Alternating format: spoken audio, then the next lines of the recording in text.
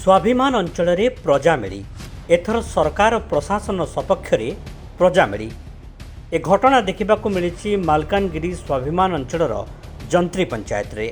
मालकानगिरी जिला चित्रकोंडा ब्लॉक अंतर्गत दुर्गम जंत्री पंचायत रे बीएसएफ कैंप उठा प्रतिवाद रे प्रजा मिलिक एकजुट हेले जंत्री पंचायत 14 खंड गाँ लोके आउ 5 वर्ष बीएसएफ कैंप न उठाइबा कमांडेंट जरिया केंद्र मंत्री अमित शाह को दाबीपत्र प्रदान करिसेंती।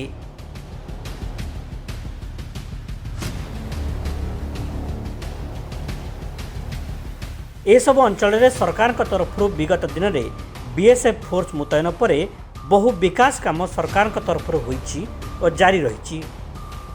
गत किछि दिन हब स्वाभिमान अंचल पर्यायक्रमे बीएसएफ प्रत्याहार होगा खबर प्रसारित होगा पर आशा आशंक रही लोके।